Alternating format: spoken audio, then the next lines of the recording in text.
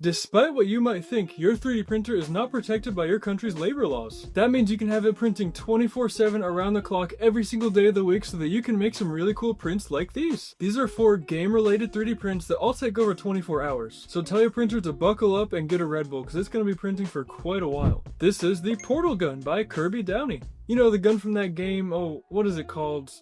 Portal 2, Half-Life? Yeah, that one. You've probably heard of it, right? It's a pretty old school game, but you know, it's a pretty iconic one too. This was the very first print that I made for this video a couple weeks ago, and it really should have been foreshadowing for me to see just how rough this video is going to be to make. I'm talking print failures on every single one of my printers, toxic super glue all over my hands, a completely ruined mat. I hope you guys didn't like this color very much because it's out of here. A pretty glued up ruined desk for the most part, and a grade 2 support removal abrasion that I am still recovering from to this day. So there you go, that's all the pain that I went through to make this video for you. I feel like that's worth a subscribe, but what do I know? The Portal Gun is the quickest print that we're going to take a look at today at 26.4 hours and 6 plates. This is also going to run you a total of 755 grams of black PLA, 404 grams of white PLA, and 9 grams of clear PLA, or in my case, clear PETG. And you're not going to believe it, there's even a print profile for the A1 Mini, so all of you little guys out there, you're A-okay on this one.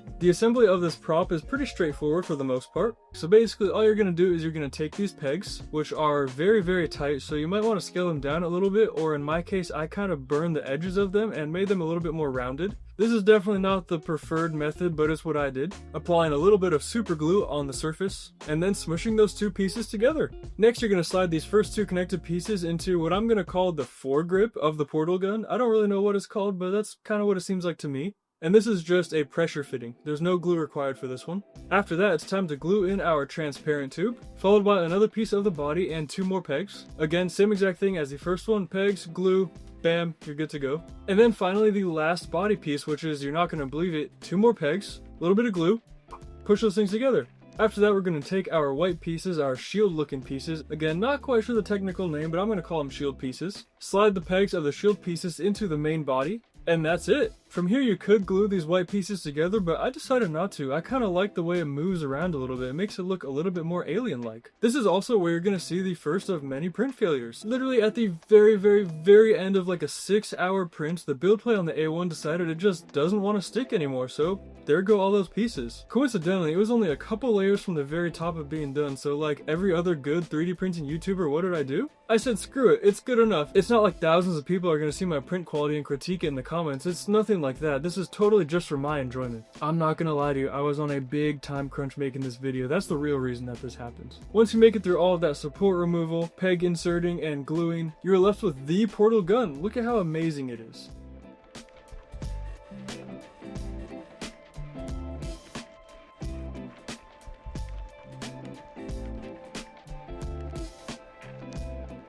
Quick reminder for you, subscribe, we're trying to hit 60k. Now it is time for a print from everybody's favorite factory building game, Factorio. Just kidding, it's Satisfactory. I mean, come on, is it even a competition? Obviously it is. That's gonna start some fights in the comments, and I'm totally cool with it. This is the Satisfactory Smelter by OSparkso on MakerWorld. This one is going to print out in 32 hours and 9 plates. To my surprise, there are absolutely 0 supports used in this entire print. Props to the creator on this one. Before we get into the assembly on this print, I just want to show you what this creator went through to actually create this design. If we head over to the original creator's YouTube channel, they have an entire video dedicated to just the 3D modeling for this print. This video really highlights how much work goes into these prints. So we might as well show our appreciation to the original creator, subscribe to their YouTube channel, and boost their models because, I mean, come on, this thing is amazing. There are way too many pieces in this build for me to explain to you how to put it together, so just go check out the original creator's video and enjoy this nice, relaxing, lo-fi build because it was anything but relaxing for me with this glue, let me tell you that.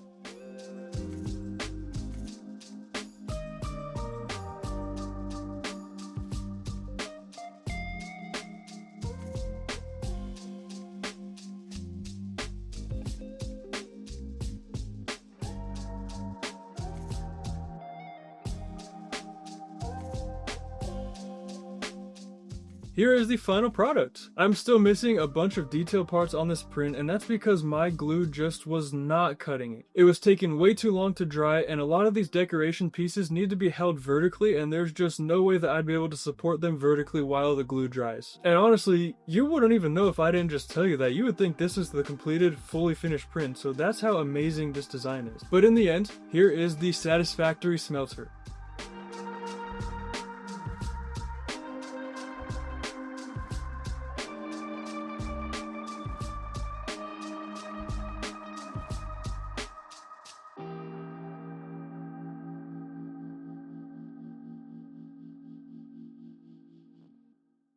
Real quick, I'm looking for a video editor and a thumbnail creator. This sounds like something you're interested in. There's more information in my community tab, so go check it out. Is Helldivers 2 still popular? I personally never played it, but I really like the art style and the idea of it, so here's the Helldivers 2 helmet. This print is a 40-hour print that is going to take 1.2 kilograms of filament. This is a hefty investment for sure. The plates, much like all the other ones, are split up in colors, and there's 10 total plates you're gonna have to print out for this one, with the longest taking 11.4 hours. I would also like to congratulate this print for being the most supports I've ever removed for one print, as well as having the most satisfying support removal. I mean, just look at that, come on, that is satisfying right there. Now I have so many supports that I can go sell on Facebook Marketplace as plastic trees. The assembly for this print is pretty self-explanatory for the most part. There are no instructions or videos required or provided, but it doesn't matter because you don't need them. It's even more simple because the designer included a lip exactly where two pieces need to get glued together. It's like the creator knew that somebody like me would be making this and would need to know where to put that extra glue.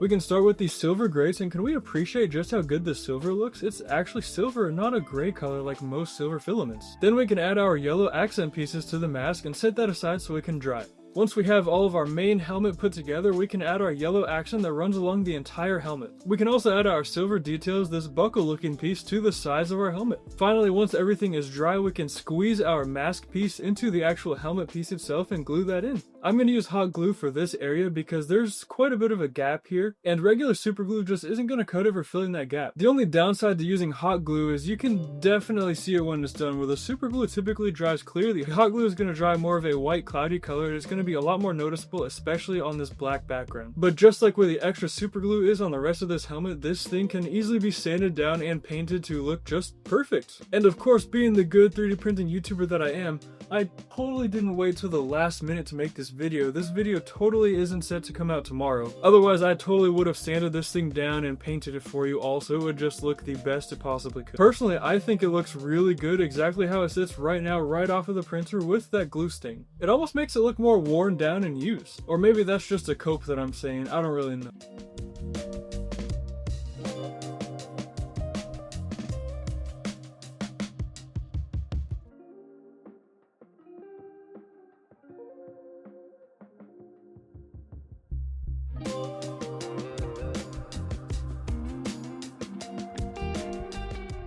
Okay, don't get scared. The next print is going to be a little bit scary. Okay? I warned you, so don't get mad at me when this thing shows up in your nightmares tonight. I tried. This is the marionette from Five Nights at Freddy's. Specifically, the second Five Nights at Freddy's. This character was also the main villain in the Five Nights at Freddy's 2 movie, which you might have seen a couple months ago. This print is going to take you 35 hours, but only one plate. This is a long print that's going to be running for 35 hours straight, which is part of the reason I picked it. Of course, I love Five Nights at Freddy's. What an iconic game series. But also, I really wanted to push my printer because I have never printed a print that takes this long before. And let me tell you, that Bambu P1S is solid. There was zero issues. This was my very first attempt at printing it. All I had to do was make sure that I emptied out the poop bin in the back so that it didn't overflow, and we were good to go. 35 hours later, we had this awesome marionette mask. Now, I'm not sure what looks more creepy, this mask with the supports on it, or this mask without the supports on it. The supports almost add like a creepy smile to it. I don't really know, but it just looks creepy either way. Speaking of this thing being evil, removing these supports is how I got this grade 2 support removal abrasion on my hand in the first place. Of course, a Satisfactory smelter wouldn't do this to me, but a Five Nights at Freddy's marionette print? Yeah, that totally adds up at being the one to cause my pain, for sure.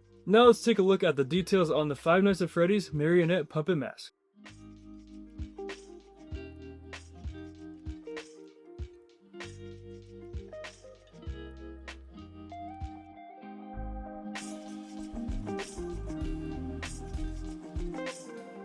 That's all I have for you all today. I hope you like the prints. I know there's only a couple of them, but let me tell you, these prints took a long time to print out, and I am very happy with the way that they turned out, and I hope you are too. Again, I just wanted to remind you that I put these videos out every single 10 days. So you should subscribe if you don't want to miss out the new ones, because guess what? They're only getting better from here. In fact, YouTube really thinks you're gonna like this video, and YouTube usually isn't wrong with this kind of stuff, so go watch it and see for yourself and then subscribe. Or you could be really cool and become a channel member like all of these awesome people. Either way, I hope you had a good time. I hope you have a good time when you press that subscribe button. And I hope you have a great rest of your day, and promise me that I will see you later in a future video.